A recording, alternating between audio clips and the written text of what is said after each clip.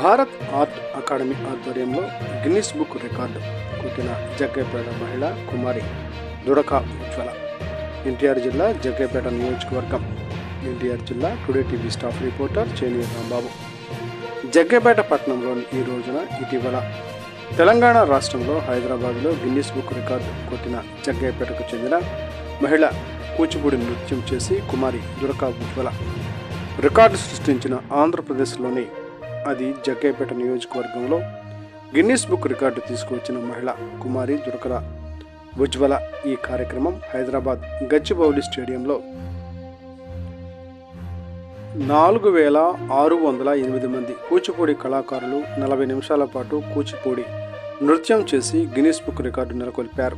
గచ్చిబౌలి స్టేడియంలో శనివారం Bharat art academy ఆధ్వర్యంలో కూచిపూడి కళా వైభవం 2 పేరిట నిర్వహించిన ఈ ప్రదర్శనలో తెలుగు రాష్ట్రాలతో పాటు విదేశాల నుంచి వచ్చిన కళాకారులు ఉత్సాహంగా నాట్యం చేశారు. ఈ కార్యక్రమంలో జగ్గయ్యపేట నుండి త్రినేత్ర కూచిపూడి నృత్యాలయ టీచర్ భారతీదేవి శిష్య బృందం కుమారి దుడక ఉజ్వల పాల్గొని బహుమతి మరియు ప్రశంసా పత్రం పొందారు.